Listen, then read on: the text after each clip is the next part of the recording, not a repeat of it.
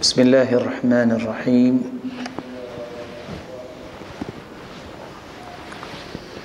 الحمد لله خالق الإنس والجان، الصلاة والسلام على النبي العدنان وعلى آله وصحبه ومن تبعهم بإحسان إلى يوم الحشر والنشور والميزان. أما بعد، فأعوذ بالله من الشيطان الرجيم. واذكروا نعمة الله عليكم إذ كنتم أعداء فألف بين قلوبكم فأصبحتم بنعمته إخوانا. انتہائی قابل قدر، لائق عزت تکریم سامعین محترم، اللہ مالک الملک نے انسان کو پیدا کیا ہے، پھر اس کی رشد و ہدایت کے لیے انبیاء کرام علیہم الصلاۃ والسلام کا ایک تسلسل قائم فرمایا۔ مالک الملک نے انسان کو دو چیزوں کا مرکب بنایا ہے، ایک انسانی جسم ہے جس کو مٹی سے بنایا اور اس کی خوراک کا بندوبست بھی مٹی سے ہی کیا۔ روح کو اللہ تعالیٰ نے آسمانوں سے بھجوایا اور اس کی خوراک کا بندوبست بھی آسمانوں سے ہی کیا۔ ایک مسلمان جو اللہ جل شانہ کو اپنا خالق مانتا ہے اور سرتاج رسول محمد رسول اللہ صلی اللہ علیہ وآلہ وسلم کو اپنا ہادی و مرشد مانتا ہے، اس کے لیے اسلام نے ایسی سنہری تعلیمات اس تک پہنچائی ہیں جن کی روشنی میں اگر وہ زندگی گزارتا ہے تو وہ دنیا میں بھی ایک بہترین معاشرے کا فرد بن سکتا ہے اور اللہ مالک الملک کے انعامات کا مستحق بھی بن سکتا ہے۔ اسلامی اخوت ایک بہت بڑی نعمت ہے، نعمت الاخوہ۔ آج یہی ہماری گفتگو کا محور ہے۔ نعمت کیا ہے، اخوت کیا ہے اور اس کے تقاضے کون سے ہیں؟ النعمہ ہی ما ينتفع به ويستلذ۔ نعمت اس چیز کو کہتے ہیں جس کا دنیا میں بھی نفع ہو اور جو آخرت میں بھی باعث نفع ہو۔ وَيُسْتَلَذْ، نعمت جس کی لذت انسان دنیا میں بھی محسوس کرتا ہے اور وہ نعمت اخروی لذتوں کا بھی باعث بن جائے۔ فَكُلُّ نِعْمَةٍ لَا تُقَرِّبُ مِنَ اللَّهِ سُبْحَانَهُ وَتَعَالَى فَهِيَ بَلِيَّةٌ وَلَيْسَتْ نِعْمَةٌ۔ وہ نعمت خواہ اولاد کی شکل میں ہو، مال کی شکل میں ہو یا علم کی شکل میں ہو، جاہ و منصب کی شکل میں ہو، جس نعمت کی بدولت انسان تقرب الہی حاصل نہیں کرتا، وہ نعمت نہیں بلکہ وہ مصیبت ہے۔ نعمت وہی ہے جس سے انسان دنیا میں بھی خوش ہے اور وہ اخروی خوشیوں کا باعث بھی بن جائے۔ الاخوہ عربی زبان میں تأخیت جب لفظ بولا جاتا ہے اس کا مطلب ہوتا ہے تحریت، میں نے تلاش کیا. وهي مشاركة لشخص في الولادة أو الرضاع أو في الدين أو في صنعة أو في معاملة أو في مودة. جب ایک شخص دوسرے مسلمان بھائی کے ساتھ اس کی مشارکت ہو، خواہ وہ خونی بھائی ہیں یا ایک ہی جگہ کام کرنے والے ہیں یا رضائی بھائی ہیں، یا ان کی اللہ کے لیے ایک دوسرے سے محبت قائم ہوئی ہے، تو ان تمام پہلوؤں کو اخوت کا نام دیا جاتا ہے. رسول اللہ صلی اللہ علیہ وآلہ وسلم نے فرمایا اسلامی اخوت جس کی بنیاد اللہ کی رضا ہو، جس کی بنیاد للہیت ہو، یہ ایمان کی دلیل ہے. اگر اللہ کے لیے کسی سے تعلق نہ جوڑا جائے، اللہ کے لیے محبت نہ کی جائے، تو یہ محبت دنیا میں تو کچھ فائدہ شاید دے دے، لیکن آخرت میں اس کا کچھ فائدہ نہیں ہوگا. لیکن جس محبت کی بنیاد اللہ کو راضی کرنا ہو، تقرب الہی ہو، یہ انسان کے ایمان کی دلیل ہے. رسول اللہ صلی اللہ علیہ وسلم نے فرمایا لا تدخلون الجنة حتى تؤمنوا ولا تؤمنوا حتى تحابوا اولا ادلكم على شيء اذا فعلتموه تحاببتم افشوا السلام بينكم. لا تدخلون الجنة حتى تؤمنوا، جب تک تمہارے اندر ایمان نہ پیدا ہو جائے تم جنت میں داخل نہیں ہو سکتے. ولا تؤمنوا حتى تحابوا، اور جب تک تمہاری باہمی محبت نہ قائم ہو جائے اس وقت تک تمہارا ایمان بھی مکمل نہیں ہو سکتا. اولا ادلکم علی شیء اذا فعلتموه تحاببتم، کیا میں تمہیں ایسی چیز نہ بتاؤں جس کے کرنے سے تمہاری محبت قائم ہوگی؟ تمہاری محبت قائم ہوگی تو ایمان مکمل ہوگا، ایمان مکمل ہوگا تو تم اللہ کی جنت میں داخل ہو جاؤ گے. افشوا السلام بینکم، آپس میں سلام کو پھیلاؤ، اس سے محبت بڑھتی ہے. رسول اللہ صلی اللہ علیہ وآلہ وسلم نے صرف فرمایا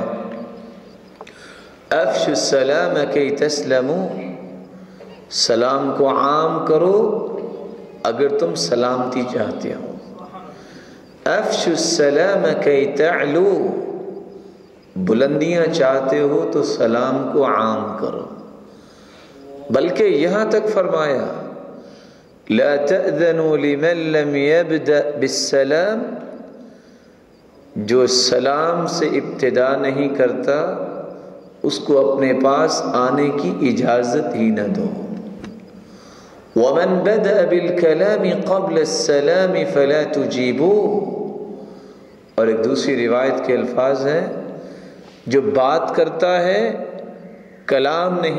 کلام کرتا ہے سلام نہیں کہتا، فلا تجیبوه، اس کی بات کا جواب نہ دو. سبب کیا ہے؟ اس شخص کے دل و دماغ میں مسلمانوں کی محبت نہیں ہے. رسول اللہ صلی اللہ علیہ وآلہ وسلم نے فرمایا تھا ما حسدتكم اليهود على شيء ما حسدتكم على السلام والتأمين، یہودیوں کو سب سے زیادہ حسد دو باتوں پہ ہوتا ہے. ایک جب کوئی کسی کو سلام کہے، دوسرا امام کے پیچھے وللضالین جب امام کہتا ہے تو آمین کہا جائے. سبب یہ ہے السلام علیکم ورحمۃ اللہ وبرکاتہ، اس کا مطلب بھی یہ ہے اے میرے بھائی اللہ تجھ کو سلامت رکھے. تجھ پہ اللہ کی رحمت کی برکھا برسے، تجھ پہ اللہ سبحانہ و تعالی برکت کا نزول فرمائے۔ یہودی مومن کی برکت اور راحت کو پسند نہیں کرتا۔ اور اسی طرح والضالین کے بعد جب آمین مومن کہتا ہے، یہودیوں کو بہت حسد ہوتا ہے۔ اس کا سبب بھی یہ ہے کہ جب انسان دعا مانگتا ہے اہدنا الصراط المستقیم صراط الذین انعمت علیہم، اے اللہ میں ہدایت پہ ثابت قدمی عطا فرما، ہمیں صراط مستقیم نصیب فرما، وہ صراط مستقیم، وہ راستہ جو تو نے ان لوگوں کو دیا جن پر تیرا انعام ہوا۔ اور اللہ تعالیٰ نے انعام کن لوگوں پر کیا؟ قرآن مجید اس کو کچھ یوں بیان کرتا ہے،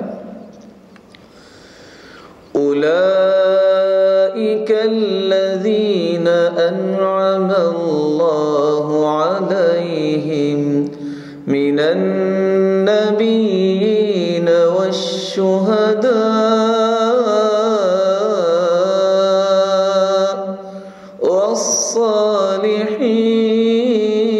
والصالحین وحسن اولئک رفیقا۔ ان لوگوں پر انعام ہوا، وہ انبیاء کی جماعت ہے، وہ صدیقین کی جماعت ہے، وہ شہداء کی جماعت ہے، صالحین کی جماعت ہے۔ یہودیوں کو اس بات پہ دکھ ہوتا ہے کہ مومن انبیاء کی صف میں کیوں کھڑا ہو، صدیقین، شہداء اور صالحین کی رفاقت اس کو کیوں مل جائے۔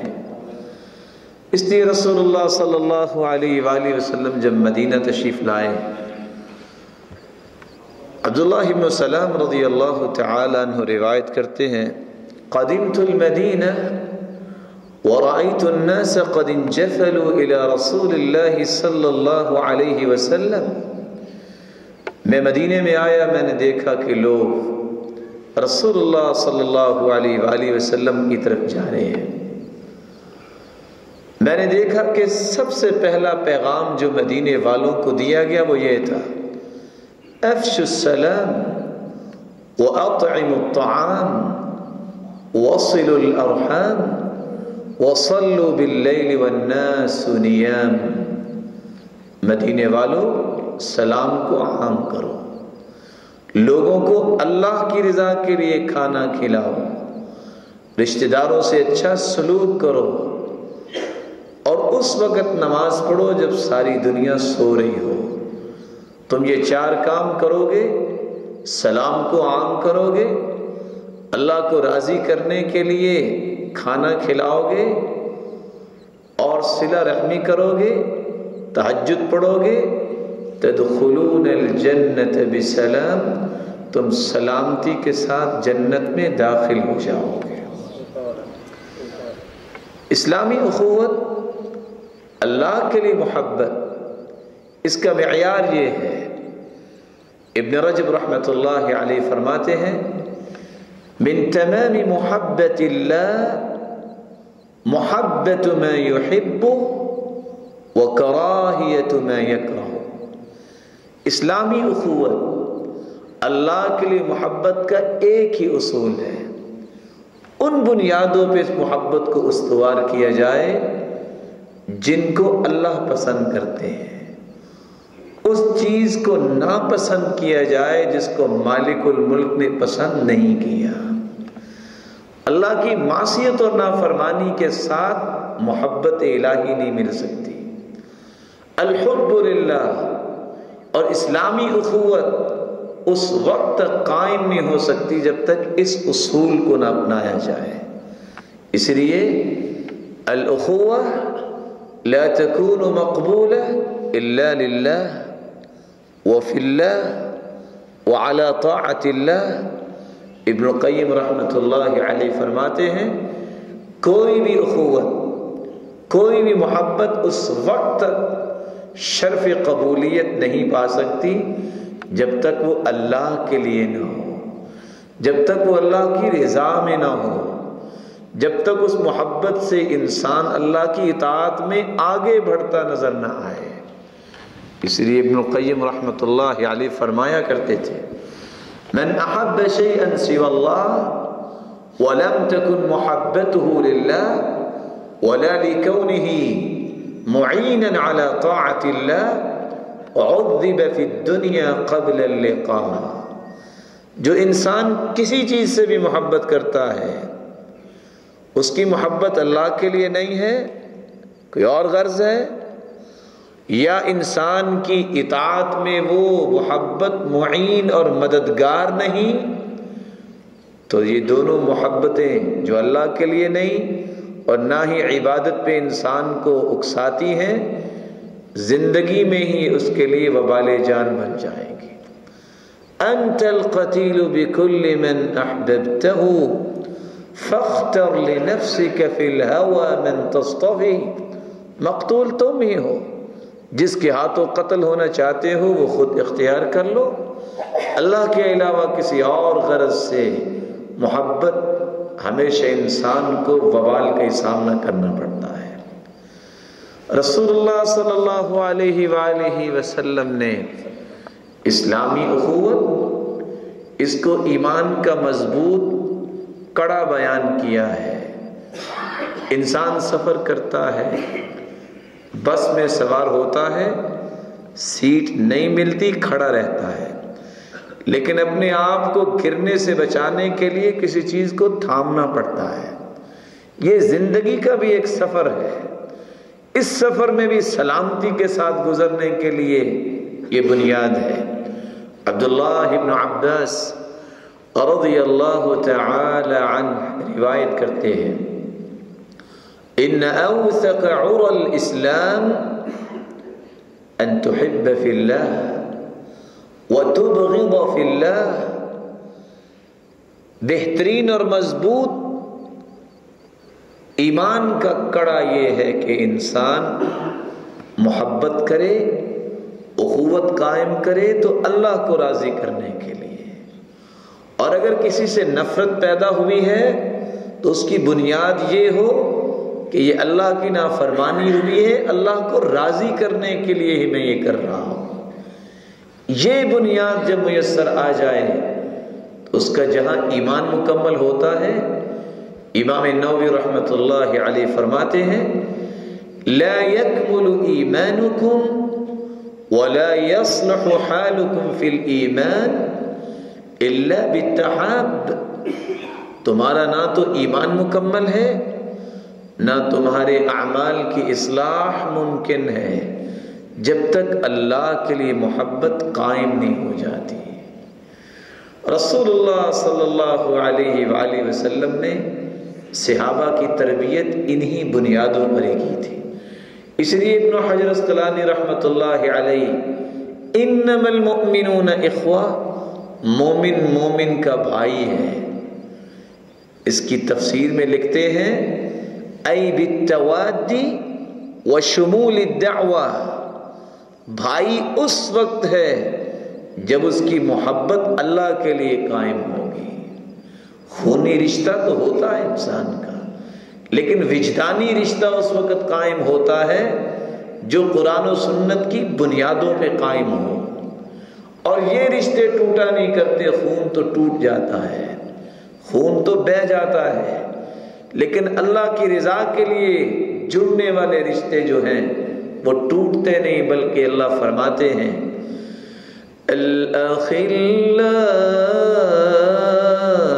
يومئذ بعضهم لبعض عدو إلا المتقين۔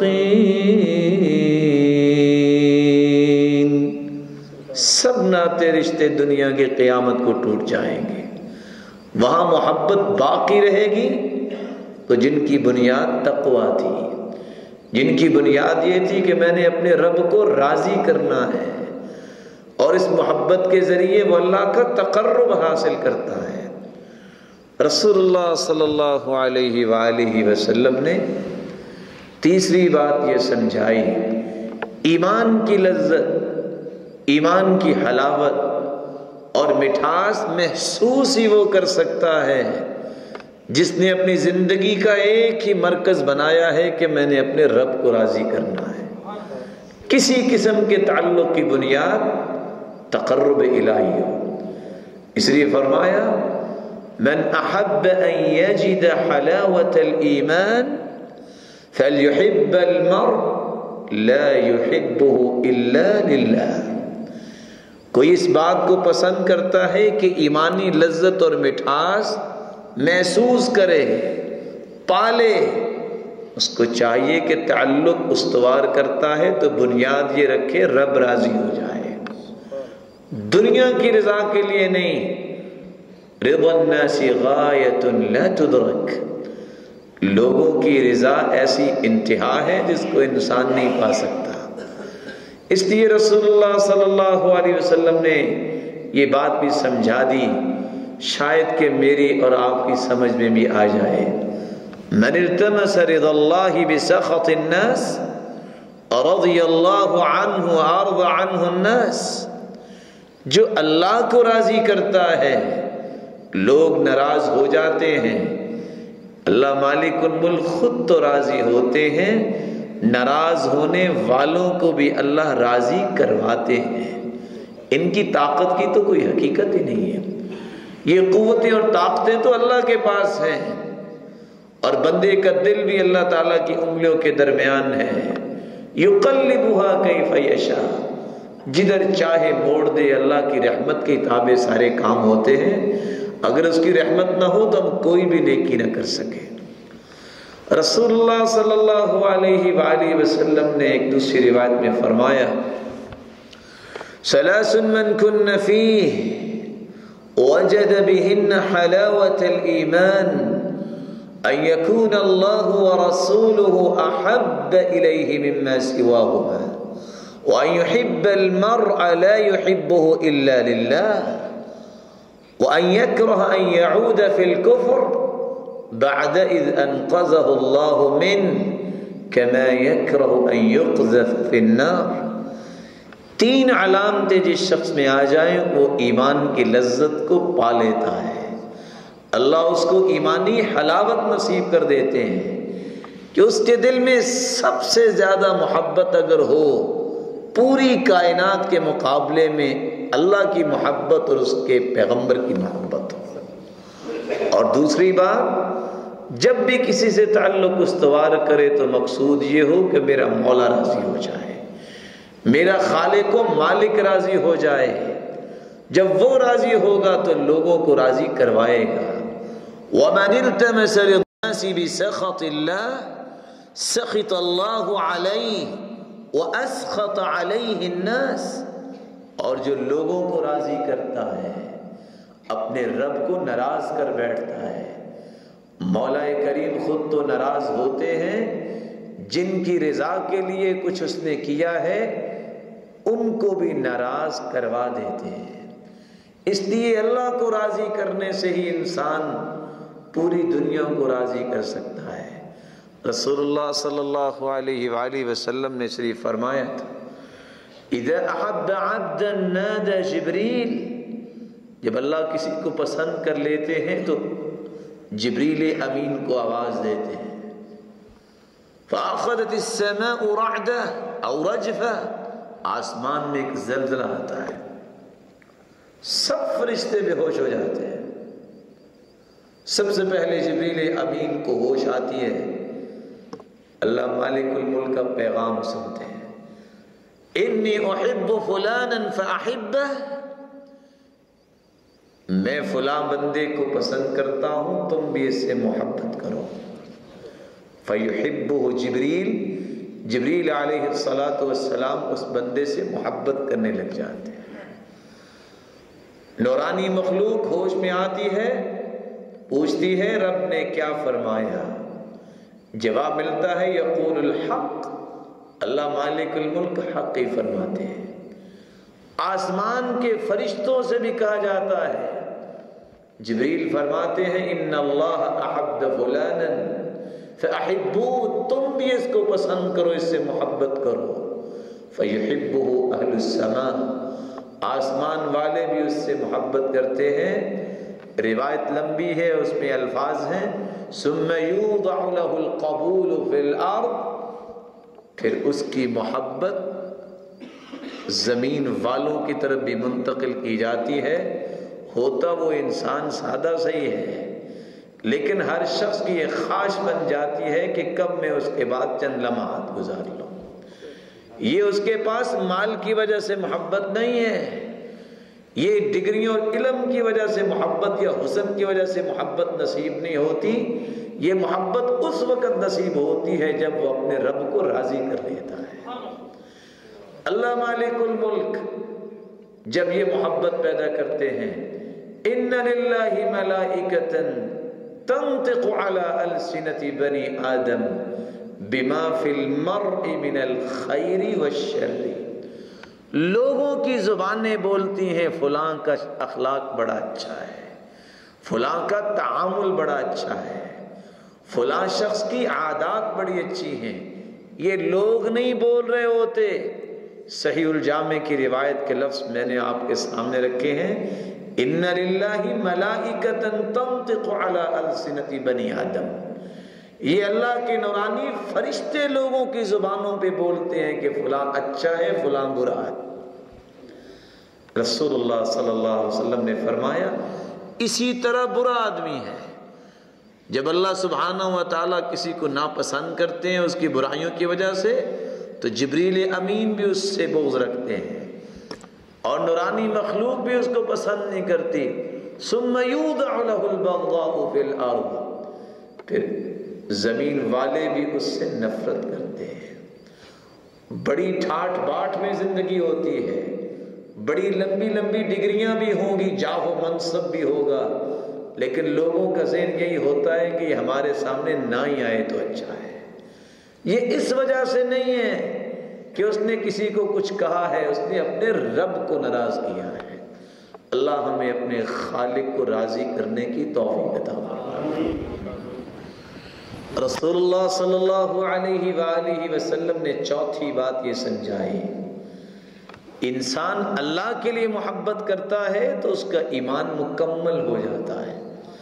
من احب للہ وأعطى لله وأبغض في الله وأعطى لله ومنع لله فقد استكمل الإيمان، اللہ کے لیے محبت، اللہ کے لیے نفرت، دیے تو اللہ کے لیے، روکے تو اللہ کے لیے، اس نے تو اپنا ایمان مکمل کر لیا ہے۔ رسول اللہ صلی اللہ علیہ وآلہ وسلم نے پانچویں بات یہ سمجھائی، یہ شخص جو مخلوق کے ساتھ بھی محبت کرتے وقت اللہ کی محبت کو سامنے رکھتا ہے، یہ تو خود محبوب الہی بن جاتا ہے۔ رسول اللہ صلی اللہ علیہ وسلم نے فرمایا قیامت کا دن ہوگا، اللہ فرمائیں گے وجبت محبتی للمتحابین فیہ والمتجالسین فیہ والمتبازلین فیہ والمتزاورین فیہ، آج میری محبت واجب ہے ان لوگوں کے لیے جو دنیا میں میرے لیے محبت کرتے تھے، جو دنیا میں میری رضا کے لیے اکٹھے بیٹھتے تھے، میری رضا کے لیے ایک دوسرے کی زیارت کرتے تھے اور ایک دوسرے پہ خرچ کرتے تھے۔ اور دوسری روایت میں یہ الفاظ بھی ہیں والمتناصحین فیہ والمتواصلین فیہ، جو مجھے راضی کرنے کے لیے صلہ رحمی کرتے تھے اور ایک دوسرے کو نصیحت کرتے تھے۔ اللہ یہ اوصاف ہمارے اندر بھی پیدا فرماتے ہیں۔ رسول اللہ صلی اللہ علیہ وآلہ وسلم نے چھٹی بات یہ سمجھائی، اسلامی اخوت کو جو قائم کرتا ہے، جو اللہ کو راضی کرنے کے تعلق استوار کرتا ہے، قیامت کے دن جس دن کوئی سایہ نہیں ہوگا، عرش کا سایہ اس کو نصیب ہو جائے گا۔ فرمایا قیامت کا دن ہوگا، اللہ فرمائیں گے این المتحابون بجلالی اليوم اظلهم فی ظلی یوم لا ظل الا ظلی، کہاں ہیں میرے نام پہ محبت کرنے والے؟ آج میں ان کو اپنے عرش کا سایہ دوں گا جس دن میرے سائے کے علاوہ کوئی سایہ نہیں ہوگا۔ اور دوسری روایت میں لفظ موجود ہے المتحابون بجلالی فی ظل العرش یوم القیامہ، اللہ کے عرش کے سائے تلے ہوں گے جو اللہ کے لیے محبت کرتے ہیں۔ بلکہ عبداللہ ابن عباس رضی اللہ تعالی عنہ روایت کرتے ہیں رسول اللہ صلی اللہ علیہ وسلم نے فرمایا المتحابون بجلال اللہ لهم منابر من نور يغبط بمكانهم النبيون والشهداء وفي رواية أخرى يغبط بمكانهم النبيون والصديقون والشهداء، جو اسلامی اخوت کو قائم کرنے والے ہیں، اللہ کے لیے محبت کرنے والے ہیں، قیامت کے دن ان کے لیے اللہ نور کے ممبر بنائیں گے۔ کیسے ممبر ہوں گے؟ جن کو دیکھ کے انبیاء بھی رشک کریں گے، صدیقین اور شہداء بھی رشک کریں گے۔ یہ ان کے لیے نور کے ممبر ہوں گے جن کی زندگی کا محور اور مقصد ہی ایک ہے کہ میں نے رب کو راضی کرنا ہے۔ اس لیے رسول اللہ صلی اللہ علیہ وآلہ وسلم نے فرمایا جس کے اندر یہ اصحاب پیدا ہو جائیں، ان باتوں کو تسلیم کر لیتا ہے، ایمان لے آتا ہے کہ یہ ہے میری گم شدہ چیز جس کو میں نے تلاش کرنا ہے، انہی کے بارے میں اللہ کے رسول صلی اللہ علیہ وسلم نے فرمایا تھا وَدِدْتُ أَنِّي لَقِيتُ إِخْوَانِي، میرے ساتھیوں میرا جی چاہتا ہے میں اپنے بھائیوں کو ملوں۔ صحابہ پوچھتے ہیں أَلَسْنَا إِخْوَانَكَ يَا رسول اللہ صلی اللہ علیہ وسلم، اللہ کے رسول ہم آپ کے بھائی نہیں ہیں؟ فرمایا تمہارے سامنے وحی اترتی ہے، میں تمہارے اندر موجود ہوں۔ وَدِدْتُ أَنِّي لَقِيتُ إِخْوَانِي، میں تو ان سے ملنا چاہتا ہوں الَّذِينَ آمَنُوا بِي وَلَمْ يَرَوْنِي، جنہوں نے مجھے دیکھا نہیں ہوگا لیکن میری باتوں کو سچ مان لیں گے، اس پہ ایمان نہیں آئیں گے۔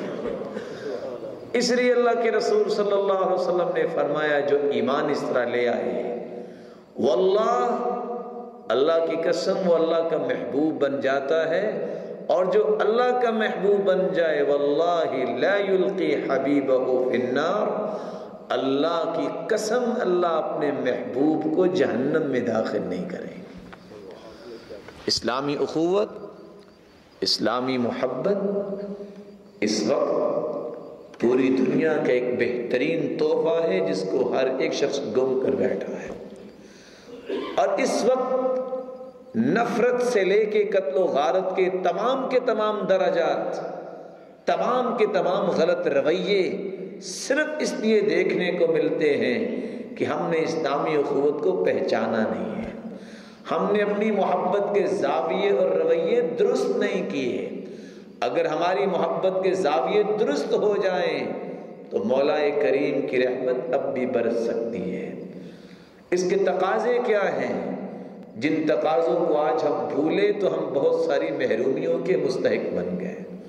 سب سے پہلا اسلامی محبت کا تقاضا یہ ہے کہ ایک مومن دوسرے مومن کے لیے وہ پسند کرے جو اپنے لیے پسند کرتا ہے، اس کی نصرت و تائید کو اپنی ذمہ داری محسوس کرے۔ لا یؤمن احدکم حتی یحب لأخیہ ما یحب لنفسہ، وہ شخص مومن نہیں ہو سکتا تم میں سے جو اپنے لیے پسند کرتا ہے دوسرے مومن بھائی کے لیے جب تک پسند نہ کرے۔ خود تو یہ چاہتا ہے کہ مجھے کوئی برا بلا نہ کہے، میرے ساتھ کوئی ظلم و زیادتی نہ کرے، پھر دوسرے کے ساتھ ظلم و زیادتی کو روا کیسے سمجھتا ہے؟ رسول اللہ صلی اللہ علیہ وسلم نے اس لیے فرمایا تھا المؤمن للمؤمن کالبنیان یشد بعضہ بعضا، مومن تو مومن کے لیے دیوار ہے، اور دیوار اینٹوں سے بنتی ہے۔ یشد بعضہ بعضا، ہر اینٹ اور ہر جز جو دیوار کا ہے ایک دوسرے کو مضبوط کرتا ہے۔ یہاں میں ایک لمحے کے لیے رکنا چاہوں گا۔ کیا خیال ہے کون سی دیوار مضبوط بنتی ہے؟ بس اینٹیں جوڑتے جاؤ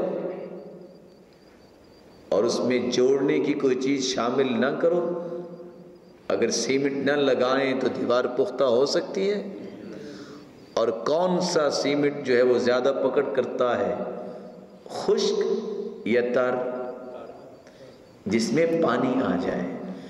جب وہ ملائم ہو جائے اس وقت تک یہ دیوار مضبوط نہیں ہو سکتی جب تک ہماری محبت میں اور پیار میں اضافہ نہ ہو جائے. محبت یہ حب سے ہے، اور حب دانے کو کہتے ہیں. جب تک زمین کی گہرائی میں نہیں جنتا اس وقت تک وہ کونپل باہر نہیں آتی، درخت نہیں بنتا.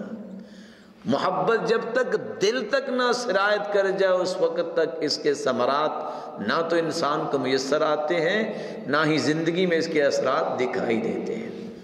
زبانی کلامی محبت کا حال یہی ہوتا ہے کہ سامنے لاشیں تڑپ رہے ہوتے ہیں اور دوسرا کہہ کے لگا رہا ہوتا ہے.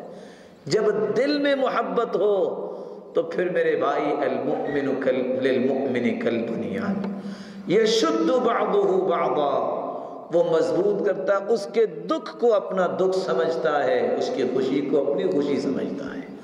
عبداللہ ابن عباس رضی اللہ تعالیٰ عنہ سے کسی نے پوچھا تھا کہ اتنا علم بما ادرکت العلم، اتنا بڑا علم کیسے مل گیا؟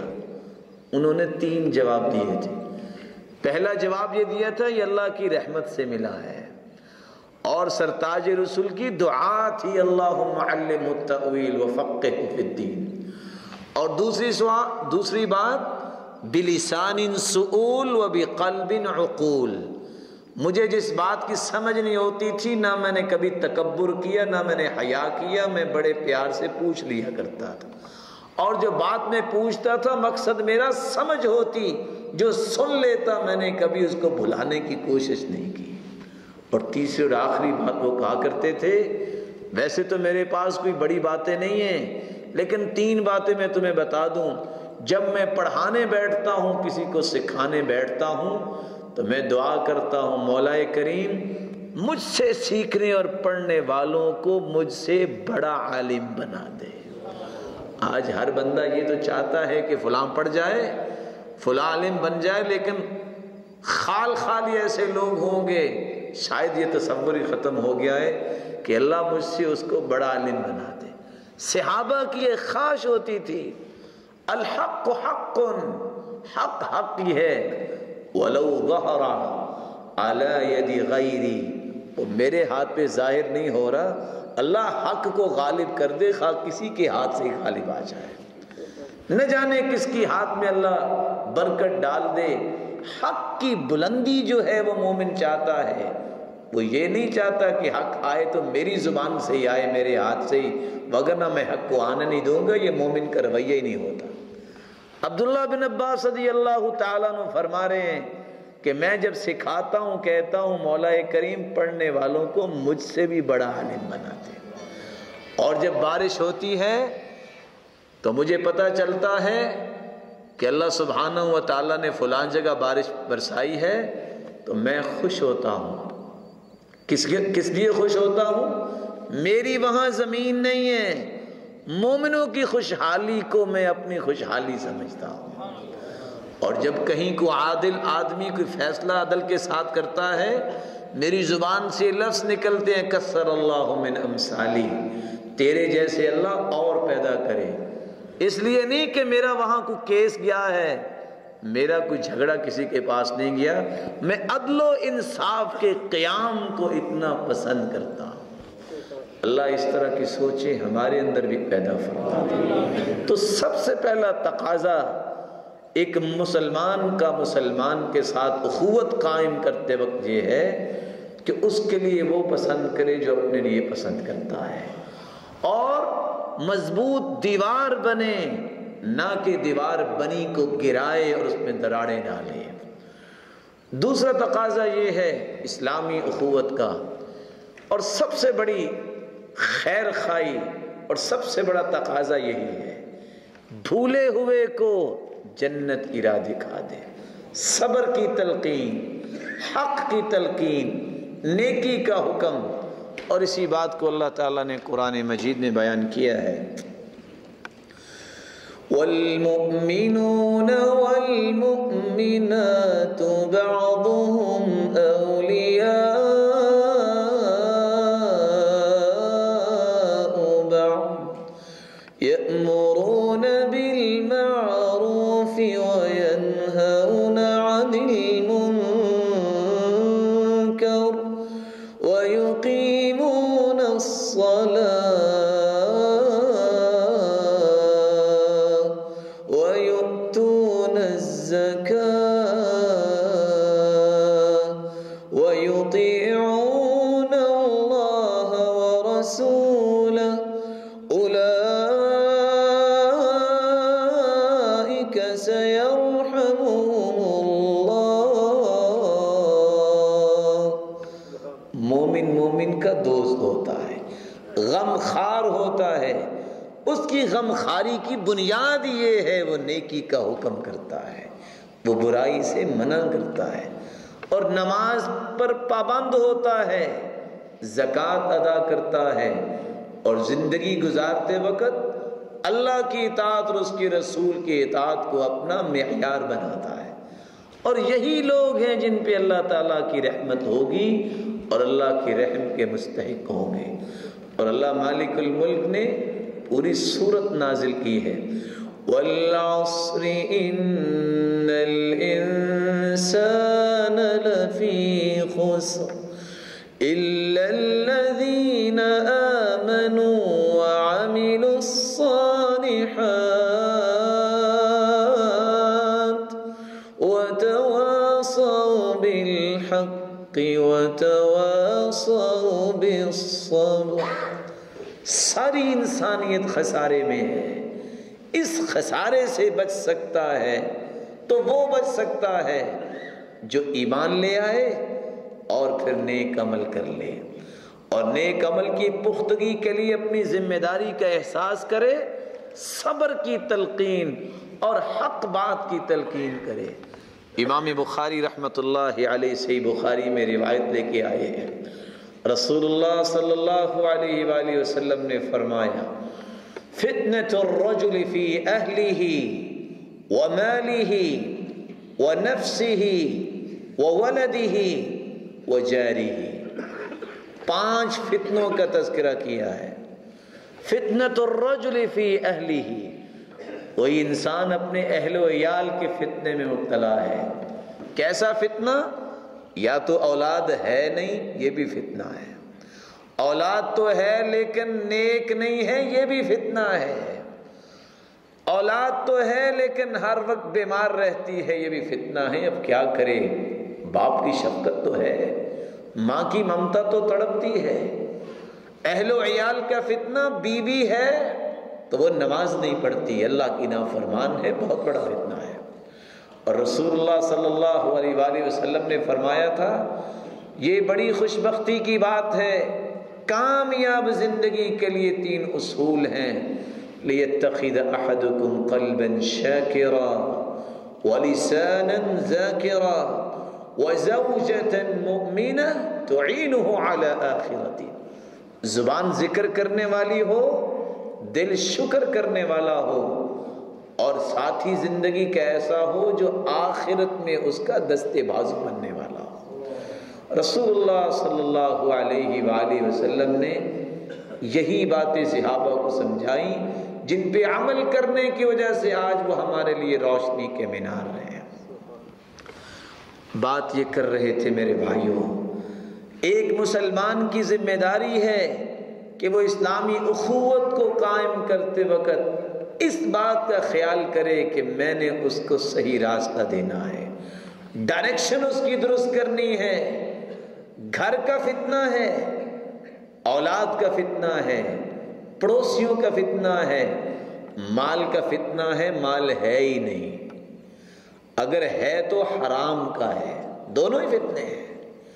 رسول اللہ صلی اللہ علیہ وآلہ وسلم نے فرمایا، یہ 5 کے 5 فتنے اگر دور کرنا چاہتے ہو، یکفرها الصیام والصلاة والصدقہ والامر بالمعروف والنہی عن المنکر.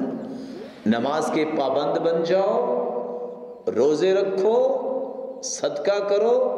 ہر بندہ نماز پڑھتا ہے جو مومن ہے، مومن نماز کے ساتھ روزہ بھی رکھتا ہے، صدقہ بھی دیتا ہے، لیکن کمی کہاں جا کے واقع ہوتی ہے؟ نیکی کا حکم کرنے سے ڈر جاتا ہے کہ میں کسی کو نیکی کی بات کہوں گا ناراض نہ ہو جائے، میں کسی کو برائی سے منع کروں گا ناراض نہ ہو جائے۔ لیکن یہاں میں رک کر ایک ادب سے گزارش کر دوں، اگر نیکی کا حکم کرنا اور برائی سے منع کرنا یہ منہج نبوی ہے تو پھر طریقہ اور سلیقہ بھی محمد مصطفیٰ کا اختیار کیا جائے، پھر کبھی تمہیں پریشانی نہیں ہوگی۔ اور یہ اسلامی اخوت کا تیسرا تقاضا ہے، یہ اسلامی اخوت کا تیسرا تقاضا ہے کہ ایک مومن دوسرے مسلمان کے لیے نرمی برتے، خندہ پیشانی سے پیش آئے، بشاشت سے پیش آئے، اور مسکراہٹیں اس کے لیے پیش کرنے والا بن جائے۔ رسول اللہ صلی اللہ علیہ وآلہ وسلم نے فرمایا لا تحقرن من المعروف شيئا ولو ان تلقى اخاك بوجه طلق او طليق، کسی بھی نیکی کو حقیر مت جانو، اپنے بھائی کو کھلے چہرے سے ملنا بھی بہت بڑی نیکی ہے۔ تبسمك في وجه اخيك لك صدقہ، اپنے بھائی کو مسکرا کر ملنا بھی بہت بڑا صدقہ ہے۔ سچی بات یہ ہے، نہ جانے علم کی کون سی گتھیاں سلجھانے پہ ہم لگ گئے ہیں، آج ہماری میل ملاقات پہ یہ چیز نظر نہیں آتی۔ ہمارے مصافحے بھی ہاتھ بند کر کے اور 2 انگلیاں بن گئے ہیں۔ اس مسلمان کو بیچارے کو پتہ چل جائے کہ ما من مسلمین یلتقیان فیتصافحان الا غفر لهما قبل ان يتفرقا، جب 2 مسلمان مصافحہ کرتے ہیں، جب دونوں کے ہاتھ جدا ہوتے ہیں تو دونوں کے گناہ معاف ہو جاتے ہیں۔ اگر اس کو اس بات کا اندازہ ہو تو کبھی مصافحہ کرنے سے نفرت نہ کرے، کبھی اپنا معیار اور سٹیٹس یہ نہ بنائے کہ میرے پاس وقت ہی نہیں ہے۔ سرتاج رسل سے بڑھ کے کوئی بھی مشغول نہیں تھا، لیکن انسانیت کے ساتھ محبت اور ایمان والوں کے ساتھ محبت کیسی تھی کہ ہر بندے کو یہ شک ہو جاتا کہ شاید کائنات میں سب سے زیادہ میرے ساتھ ہی محبت ہے ان کو۔ عبداللہ بن عمر کو یہی تو شک ہوا تھا۔ ایک دن بیٹھے بیٹھے پوچھتے ہیں یا رسول اللہ صلی اللہ علیہ وسلم من احب الناس الیک، سب سے پیارا آپ کے نزدیک کون ہے؟ قال عائشہ، قال لا من الرجال، مردوں میں سے؟ قال ابو بکر، قلت ثم من، پھر کون؟ قال عمر، قلت ثم من، عمر کے بعد؟ قال عثمان۔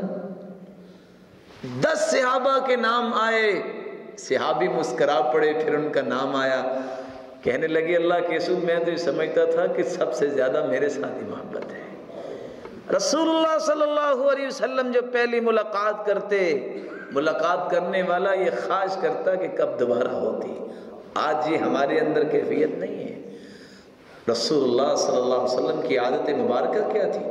ما تکلم رسول اللہ صلی اللہ علیہ وسلم الا وهو متبسما، جب بھی کلام کرتے مسکرا کر ہی کلام کرتے۔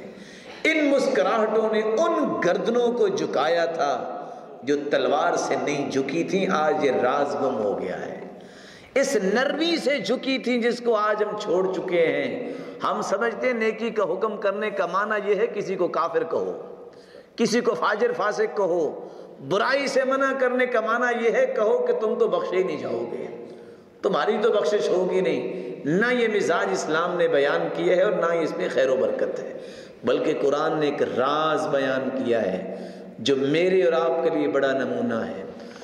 فَبِمَا رَحْمَةٍ مِّنَ اللَّهِ لِنتَ لَهُمْ وَلَوْ كُنتَ فَظًّا غَلِيظَ الْقَلْبِ لَانفَضُّوا مِنْ حَوْلِكَ فَاعْفُ عَنْهُمْ وَاسْتَغْفِرْ لَهُمْ وَشَاوِرْهُمْ فِي الْأَمْرِ فَإِذَا عَزَمْتَ فَتَوَكَّلْ عَلَى اللَّهِ۔ اے سرتاج رسول سب سے بڑے عالم اللہ نے اپنے پیغمبر محمد مصطفیٰ کو بنایا. نہ اس جیسا کوئی عالم پیدا ہوا ہے، نہ اس جیسا کوئی حسین ہی پیدا ہوا ہے. لیکن فرمایا اگر آپ کے اندر نرمی نہ ہوتی تو آپ کے اشارہ ابرو پہ گردنیں کٹوانے والے جو آپ کے ارد گرد بیٹھے ہیں کوئی نظر نہ آتا.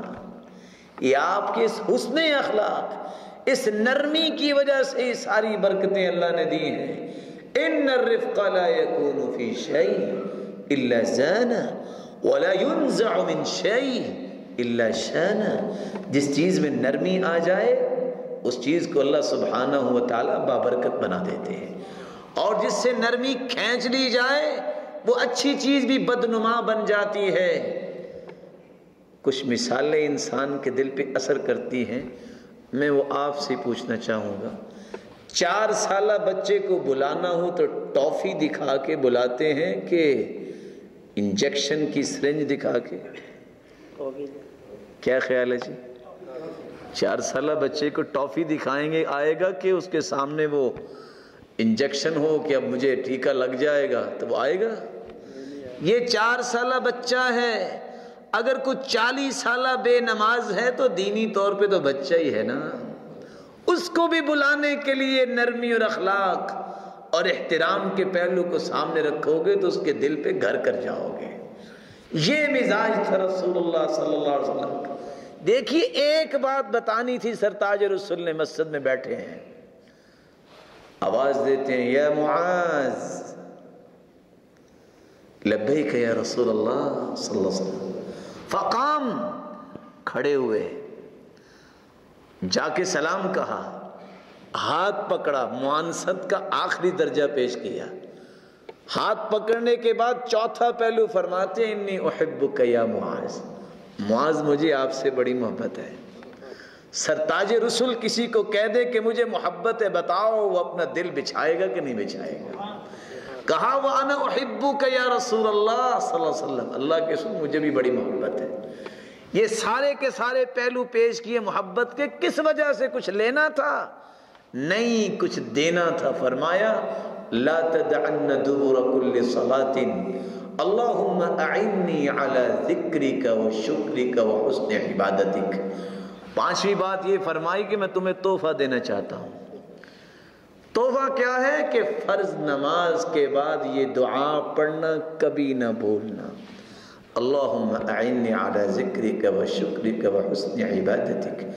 اے اللہ اچھی عبادت اور ذکر اور شکر میں میری مدد فرما دے. دینی تحفہ دیا ہے.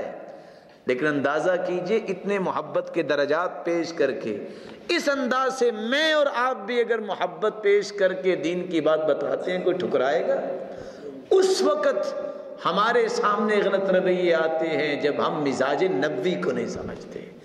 رسول اللہ صلی اللہ علیہ وآلہ وسلم نے جو ڈیزائن کیا ہے اسلامی اخوت کو، اس میں تیسرے تقاضے کو سامنے رکھنا چاہیے. وہ کیا ہے؟ خندہ پیشانی سے پیش آنا. فرمایا تبسمک فی وجہ اخیک لک صدقہ. تیرا مسکرانا اپنے بھائی کے لیے بہت بڑا صدقہ ہے. وَأَمْرُكَ بِالْمَعْرُوفِ وَنَهْيُكَ عَنِ الْمُنْكَرِ لَكَ صَدَقَةٌ. نیکی کا حکم کرنا اور تیرا برائی سے منع کرنا بہت بڑا صدقہ ہے. وَإِرْشَادُكَ الرَّجُلِ فِي أَرْضِ الضَّلَالِ لَكَ صَدَقَةٌ. ایک شخص نیا ہے، اس کو پتہ نہیں ہے، اس کو صحیح راستہ بتا دینا بہت بڑا صدقہ ہے. یہ دنیاوی راستہ ہے وہ بتانا اگر صدقہ ہے، کوئی جنت کی راہ بتا دے وہ کتنا بڑا صدقہ بن جائے گا. وَبَصَرُكَ لِلرَّجُلِ الرَّدِيءِ الْبَصَرِ لَكَ صَدَقَةٌ. ایک شخص کی نظر کمزور ہے، اس کو راستے کا پتہ نہیں ہے، اس کو صحیح راستے پہ چلا دینا بھی بہت بڑا صدقہ ہے. ہم تو یہ سمجھے بیٹھے ہیں نا، کو نبینا بھی نظر آئے تو جان بوجھ کے غلط راستہ بتاتے ہیں، گرے گا تو ہنسنے کا موقع ملے گا. اس مسکین کو پتہ نہیں ہے من کم اعمی عن الطریق. جو بندہ کسی نبینے کو غلط راستے پہ چلاتا ہے فعلیہ لعنت اللہ، اس پہ تو اللہ کی لعنت ہے. جو دنیا میں غلط راستہ بتاتا ہے چلنے والے کو وہ ملعون ہے صحیح الجامع کی روایت کے مطابق. تو جو آخرت کا راستہ غلط بتاتا ہے اس کے ساتھ کیا ہوگا؟ رسول اللہ صلی اللہ علیہ وسلم نے شریف فرمایا وَإِمَاطَتُكَ الْحَجَرُ وَالْعَظْمُ وَالشَّوْكُ عَنِ الطَّرِيقِ لَكَ صَدَقَةٌ، راستے میں ہڈی ہے، راستے میں کانٹے ہیں، پتھر ہے، کسی مسلمان کو دکھ تکلیف دیں گے ان کو اٹھا کے راستہ صاف کر دینا بہت بڑا صدقہ ہے۔ کیسا صدقہ ہے؟ بینما رجل یمشی بطریق اذ وجد غصن شوک فأخرہ فشکر اللہ لہ وفی روایت اخرى فغفر لہ فأدخل الجنہ۔ ایک شخص جا رہا تھا، کانٹے نظر آئے، اس نے کہا کسی مسلمان کو دکھ دیں گے، کانٹوں کو اٹھا کے سائڈ پہ کر دیا۔ صحیح مسلم کی روایت ہے، اللہ مالک الملک نے اتنی قدردانی کی کہ اس کی زندگی کے گناہوں کو معاف کر کے جنت میں داخل کر دیا۔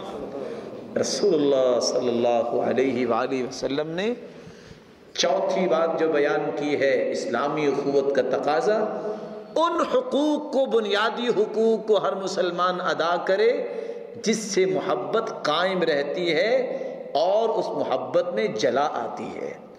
فرمایا حق المسلم علی المسلم خمس، رد السلام وعیادة المریض وإجابة الدعوة واتباع الجنائز وتشمیت العاطس اذا حمد اللہ۔ کوئی سلام کہے تو جواب دو، آج کوئی سلام کوئی کہتا نظر نہیں آتا، اور اگر 1 2 3 مرتبہ کوئی سلام کہہ دے تو کہتا ہے بھائی تمہیں پیچھے یاد نہیں آیا، بس یہی سلام کی جگہ نظر آئی۔ سلام سے نفرت ہونی شروع ہو گئی ہے۔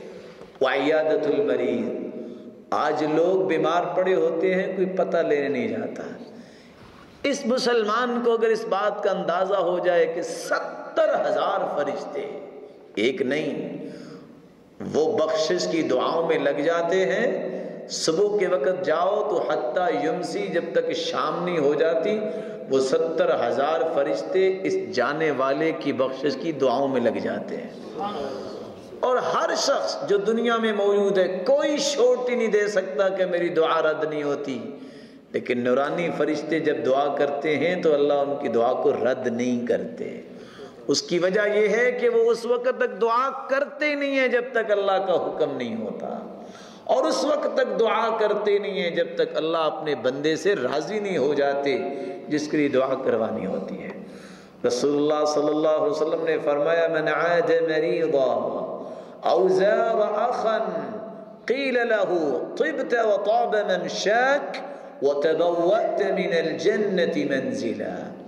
جب کوئی کسی بھائی کی عیادت کرنے جاتا ہے تو کہا جاتا ہے طبت وطاب ممشاک، تیرا چلنا کتنا ہی پیارا ہے، تو نے تو جنت میں جگہ بنا لی ہے، تو نے تو جنت میں جگہ بنا لی ہے، جنت کے باغیچے میں چل رہے ہو۔ اللہ ہمیں ان باتوں کو سمجھنے کی توفیق عطا فرمائے۔ مریض کی عیادت کرنا، فوت ہو جائے تو اس کا جنازہ پڑھنا، اور جب وہ چھینک مارتا ہے تو الحمدللہ کہے تو اس کے جواب میں یرحمک اللہ کہنا۔ پانچواں اسلامی اخوت کا تقاضا یہ ہے، نیکی میں اس کے دستے بازو بنو اور برائی سے اس کو روکو، تعاون بر پر ہو، معاصی پہ تعاون نہیں۔ یہ خونی رشتے، یہ وجدانی رشتے، دونوں میں فرق ہے۔ خونی رشتے جاہلیت میں ان کی قدر تھی، وہ کہا کرتے تھے انصر اخاک ظالما او مظلوما، کا معنی یہ ہے کہ بھائی ظالم ہے یا مظلوم ہے ہر حال میں اس کی مدد کرو، جبکہ شریعت نے وجدانی قوت کو غالب کیا ہے، فرمایا انصر اخاک ظالما او مظلوما، تیرا بھائی ظالم ہے تو پھر بھی اس کی مدد کر، مظلوم ہے تو تب بھی مدد کر۔ فرمایا ظالم کی کیسے مدد کروں؟ فرمایا ان یک ظالما فرددہ عن ظلمہ، ظالم ہے تو اس کے ہاتھوں کو پکڑو، اس کو ظلم سے روکنا اس کی مدد ہے۔ وہ دنیا میں اپنے معاملے سیدھے کر لے، قیامت کو کوئی اس کے ہاتھ نہیں لگے گا۔ وَإِن يَكُ مَظْلُومًا فَانصُرْهُ، اگر وہ مظلوم ہے تو پھر اس کی مدد کرو۔ قرآن اسی بات کو بیان کرتا ہے، وَتَعَاوَنُوا عَلَى الْبِرِّ وَالتَّقْوَى وَلَا تَعَاوَنُوا عَلَى الْإِثْمِ الإثم والعدوان واتقوا الله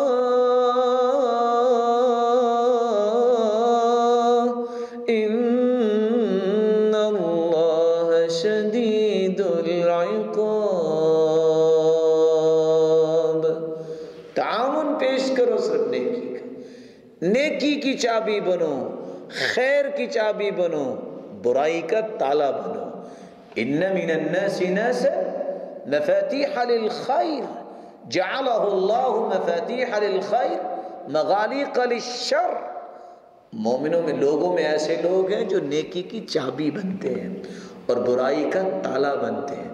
وَإِنَّ مِنَ النَّاسِ نَاسًا جَعَلَهُ اللَّهُ مَفَاتِيحَ لِلشَّرِّ مَغَالِيقَ لِلْخَيْرِ، اور کچھ ایسے بد نصیب بنتے ہیں جو خیر کے لیے تالا بن جاتے ہیں اور برائی کی چابی بنتے ہیں۔ فَطُوبَى لِمَنْ جَعَلَ اللَّهُ مَفَاتِيحَ الْخَيْرِ عَلَى يَدَيْهِ، سعادت مند وہ ہے جس کے ہاتھوں کو اللہ خیر کی چابی بناتے ہیں۔ وَوَيْلٌ لِمَنْ جَعَلَ اللَّهُ مَفَاتِيحَ الشَّرِّ عَلَى يَدَيْهِ، اور اس سے بڑی ہلاکت کس کو ہوگی نصیب میں؟ جو برائی کے لیے چابی بنتا ہے۔ اللہ ہمیں محفوظ فرمائے۔ رسول اللہ صلی اللہ علیہ وآلہ وسلم نے ایک چھٹی بات بھی سمجھائی ہے۔ اسلامی اخوت کا تقاضا یہ ہے کہ ایک مسلمان کی جائز ضرورت کو سامنے رکھے، اس کے احوال کی خبر لیتا رہے۔ رسول اللہ صلی اللہ علیہ وآلہ وسلم نے فرمایا احب الناس الی اللہ انفعهم للناس، بہترین اللہ کے ہاں محبوب ترین وہ لوگ ہیں جو لوگوں کے لیے نفع مند ہیں۔ وَأَحَبُّ الْأَعْمَالِ إِلَى اللَّهِ سُرُورٌ تُدْخِلُهُ فِي قَلْبِ مُؤْمِنٍ، اور سب سے محبوب عمل یہ ہے کہ تم کسی بھائی کے دل میں سرور پیدا کر دو۔ سرور کیسے پیدا کر دو؟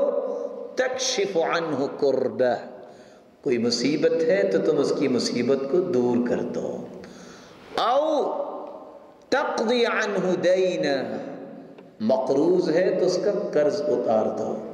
اور فرمایا من محا عن غریمہ او عفا عنہ اثبت اللہ قدمہ یوم تزل الاقدام۔ آج اس بات کو سوچنے کے لیے کوئی تیاری نہیں ہے۔ وہ کیا ہے؟ کسی نے قرض دیا ہے، قرض لوٹانے والے کے پاس طاقت نہیں ہے، شرط یہ طاقت نہ ہو فراڈ کرنے والا نہ ہو، ہے نمازی مومن ہے، اس کو ہر بندہ جانتا ہے کہ نہیں دے سکتا، معاف کر دے یا اس کا قرض ادا کر دے۔ جس نے ساری دنیا کے پاؤں اکھڑ رہے ہوں گے، اللہ اس کا قدم جنت میں جما دے گا۔ او تقضی عنہ دینا او تطرد عنہ جوعا، کوئی بھوکا ہے اس کو کھانا کھلا دو۔ رسول اللہ صلی اللہ علیہ وسلم نے کیا فرمایا؟ الساعی علی الارملۃ والمسکین، الساعی، البازل نہیں کہا، المنفق نہیں کہا۔ خرچ کرنے والے کی تو شان ہی بڑی ہے۔ کوشش کرنے والا کن کے لیے؟ مسکینوں کے لیے۔ کن کے لیے؟ بے وگان کے لیے، جن کے خامد دنیا سے رخصت ہو گئے ہیں، اولاد کی پرورش ان کے سر پہ آ گئی۔ کالمجاہد فی سبیل اللہ وکالقائم الذی لا یفطر وکالصائم الذی لا یفطر۔ تم اپنے سردیوں میں ہیٹر لگا کے بیٹھے ہو، گرمیوں میں اے سی چلا کے بیٹھے ہو، کسی کو کال ہی کر دیتے ہو، کسی کو میسج لکھ دیتے ہو، کسی کو خط ویسے ہاتھ سے لکھ دیتے ہو کہ فلاں جگہ پہ ایک یتیم ہے، نمازی ہے، اس کی مدد کرنی چاہیے۔ بیٹھے تم اپنے بیڈ روم میں ہو، لیکن تمہارے نامہ اعمال میں اجر وہ لکھا جاتا ہے کہ تم کافروں کے سامنے سب بنا کے جہاد کے لیے کھڑے ہو۔ یہ صحیح بخاری کی روایت ہے، اور یہ روایتیں منسوخ نہیں ہیں، ضعیف نہیں ہیں، بخاری مسلم کی روایتیں ہیں جس کو آج ہم نے بلا دیا ہے۔ وَكَالصَّائِمِ الَّذِي لَا يُفْطِرُ، اس کا اجر اتنا ملے گا کہ جس نے پوری زندگی روزہ رکھا، کبھی افطاری نہیں کیا۔ وَكَالْقَائِمِ الَّذِي لَا يَفْطُرُ، اور ایسا جس نے تہجد پڑھی اور کبھی ناغہ ہی نہیں کیا۔ رسول اللہ صلی اللہ علیہ وسلم نے اگلی ایک بات بیان کی ہے، وَلَأَنْ أَمْشِي مَعَ أَخِي وَأَقْضِيَ لَهُ حَاجَتَهُ أَحَبُّ إِلَيَّ مِنْ أَنْ أَعْتَكِفَ شَهْرًا فِي هَذَا الْمَسْجِدِ یعنی مسجد المدینہ، میں کسی بھائی کے ساتھ جاؤں اور اس کی ضرورت کو پورا کروں، یہ مجھے زیادہ محبوب ہے کہ میں مسجد نبوی میں 1 مہینہ اعتکاف کروں۔ میں ایک بات پوچھنا چاہوں گا، اعتکاف کس عشرے میں ہوتی ہے؟ آخری عشرے میں ہوتی ہے نا؟ اس میں لیلۃ القدر بھی ہوتی ہے کہ نہیں؟ اللہ تعالیٰ ہر ایک کی نصیبے میں فرمائے۔ ہو مسجد نبوی جس کی 1 نماز 1000 نماز کے برابر، اور پھر پورا مہینہ اعتکاف کا ثواب۔ فرمایا مجھے زیادہ محبوب کیا ہے؟ یعنی بالفاظ دیگر شراح کیا لکھتے ہیں کہ انسان اللہ کو راضی کرنے کے لیے کسی بھائی کی جائز ضرورت کو پورا کرنے کے لیے ساتھ جاتا ہے، اور ضرورت پوری ہوگی ہے تو اس کو 1 مہینہ اعتکاف سے بھی زیادہ ثواب ملتا ہے۔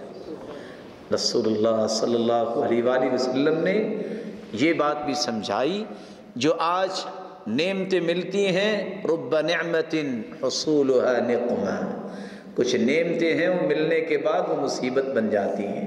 موبائل ہے تو بڑی نعمت، یہ ٹیلی فون ہے تو بڑی نعمت، لیکن اللہ کے لیے کسی کی زیارت کرنے جانا، اس کے حالات کی خبر لینے جانا وہ ختم ہوگی، اب وہ کال بھی نہیں ہوتی۔ ابتدا میں تھا کہ کال ہو جاتی، اب وہ بھی کرنے سے ہم عاری ہو گئے ہیں۔ سبب کیا ہے؟ ہمیں اس وقت اسلامی اخوت نظر نہیں آتی، اور اس کے تقاضوں کو سمجھنے سے ہر بندہ گریزہ اور قاصر ہے۔ کیا کریں؟ یہ کیا کرے کا سوال جب سے آیا ہے اس وقت سے محرومیاں شروع ہوئی ہیں۔ ان رجلا زار اخا له في قرية اخرى فارصد الله على مدرجته ملكا، ایک شخص ساتھ والی بستی میں ایک قریہ میں جاتا ہے، اللہ نے فرشتہ پیچھے بھیج دیا۔ فرشتہ سوال کرتا ہے اين تريد، کہاں جا رہے ہو؟ صحیح مسلم کی روایت، قال اريد اخا لي في هذه القرية، میں اپنے بھائی سے ملنے جا رہا ہوں جس بستی میں رہتا۔ قال وهل لك من نعمة تربها علي، کچھ لین دین آپ کا؟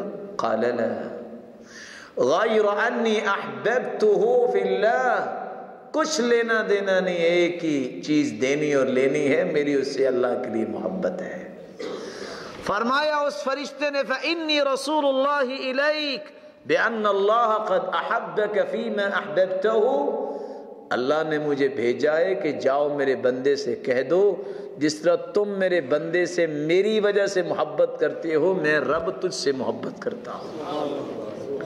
رسول اللہ صلی اللہ علیہ وآلہ وسلم نے یہ بات بھی رکھی۔ اسلامی اخوت کا تقاضا یہ ہے کہ مفید ہدیہ دیا جائے، ہدیوں کا مقابلہ ہو، آپس میں تبادلہ ہو۔ کان یقبل الہدیہ ویصیب علیہا، لیکن ہدیے کا مقصد ہدیہ ہو۔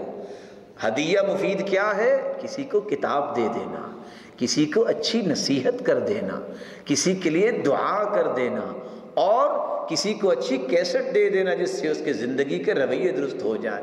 اس سے بڑھ کے کوئی مفید ہدیہ نہیں ہے۔ آپ اگر کوئی کھانے کی چیز بھی دیتے ہیں ہدیہ تو ہے، لیکن نفع مند ہدیہ جو ہے رسول اللہ صلی اللہ علیہ وسلم نے مسجد میں کھڑے صحابی کو دیا کہ تم اللہم اعنی علی ذکرک و شکرک و حسن عبادتک، اس کو نہ بھولنا۔ لیکن آج ہدایہ کی مصیبت بھی جو مسلمانوں نے ایک نئے انداز سے لے لی ہے۔ ہدیہ دیا جاتا ہے کب؟ جب شادیاں ہوتی ہیں، وہ ہدیہ نہیں رہا، وہ مصیبت بن گئی ہے۔ کون سی مصیبت؟ العائد فی ہبتی کالکلب یعود علی قیء، وہ اصل میں ہدیہ نہیں ہے، وہ بوٹی دے کے بکرا لینے کی خواہش ہے، جس کو آج انسان نیوندرا کرتا ہے۔ پڑھا لکھا پہلی سب میں بیٹھنے والا بھی شادی کے دن یہ کام کرتا نظر آتا ہے۔ رسول اللہ صلی اللہ علیہ وسلم نے فرمایا جو دے کے واپس لینے کی نیت کرتا ہے، صحیح بخاری کے الفاظ ہیں جس کا ترجمہ میں کروں تو کیا کروں، کل کلب یعود علی قیء، وہ تو ایسا ہے جیسے کتا قے کر کے دوبارہ چاٹ لیتا ہے۔ آگے لفظ ہیں وَلَيْسَ لَنَا مَثَلُ السُّوءِ، یہ بری مثالیں انسان اور مومنوں کے لیے تو ہمارے لیے تو نہیں ہے۔ اس لیے ہدیے کا مقصد بھی یہ ہو کہ محبت بڑھے اور اللہ راضی ہو جائے۔ اللہ مالک الملک ہم سب کو دینی مزاج سمجھنے کی توفیق عطا فرمائے۔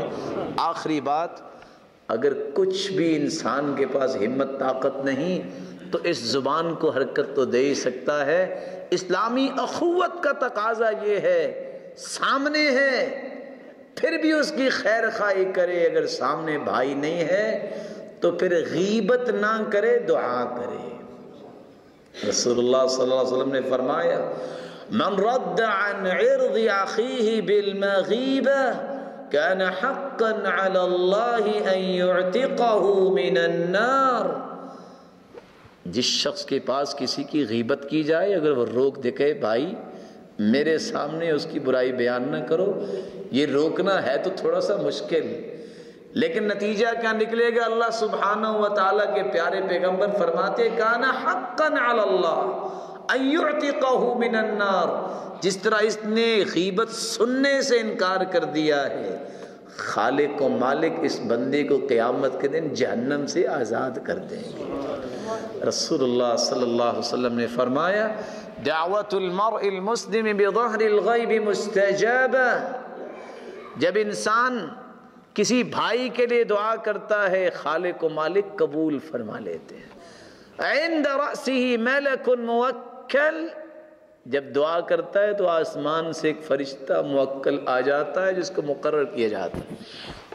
کلما دعا لأخیہ بظہر الغیب قال الملک الموکل بہ آمین ولک بمثل، جب ایک بھائی دوسرے کے لیے دعا کرتا ہے تو فرشتہ کہتا ہے اللہ اس کی دعا کو قبول فرما دے، اور جو یہ اپنے بھائی کے لیے مانگ رہا ہے اس کو بھی عطا کر دے۔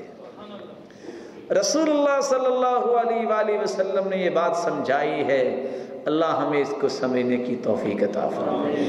ایک دوسرے کے لیے دعائیں کرنا یہ مزاج بنانا چاہیے۔ اللہ سبحانہ و تعالی ہمیں توفیق دے۔ اور اللہ کے رسول صلی اللہ علیہ وسلم نے ایک پروجیکٹ پیش کیا ہے، آپ میں سے بھی ماشاءاللہ تاجر حضرات بیٹھے ہیں، لیکن ایک سوال کر لیتا ہوں، تو ایسا بگ پروجیکٹ ہے دنیا میں جس کا ایک دن میں کوئی 1.5 ارب روپے پروفٹ آ سکے؟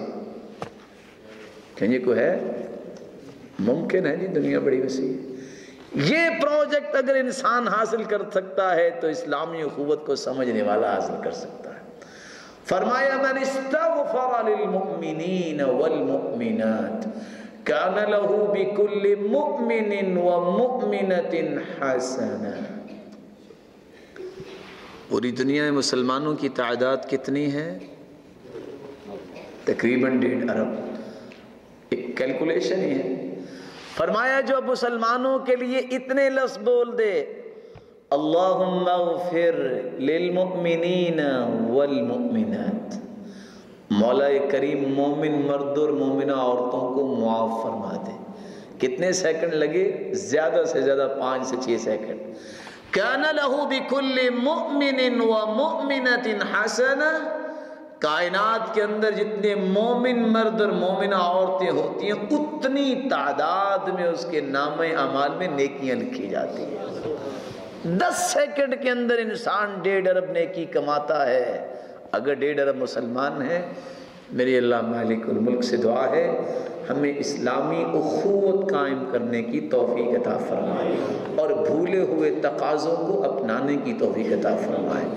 جو بیمار ہیں مالک الملک ان کی بیماری کو شفاؤں میں بدل دے، جو کسی مصیبت میں مولا کریم ان کی مصیبتوں کو خوشیاں بنا دے، جو کسی تنگی میں اللہ سبحانہ و تعالیٰ ان کی تنگی کو آسانیوں میں بدل دے، اور جس کی اولاد ہے اللہ مالک الملک اس کی اولاد کو نیک بنائے، اس کی آنکھوں کی ٹھنڈک اور دست بازو بنائے اور اس کے لیے صدقہ جاریہ بنائے۔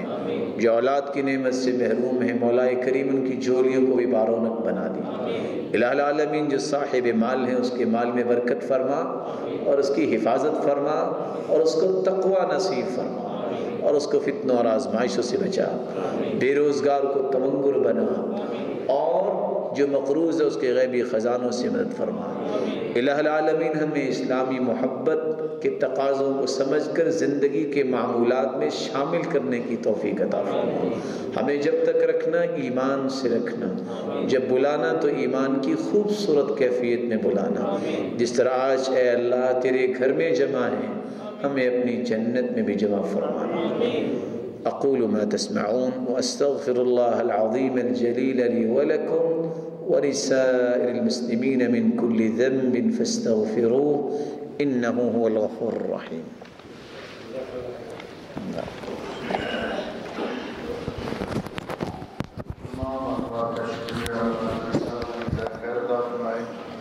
بڑے خوبصورت انداز میں انہوں نے اپنا موضوع دکھایا، اللہ ہمیں عمل کی توفیق بخشے۔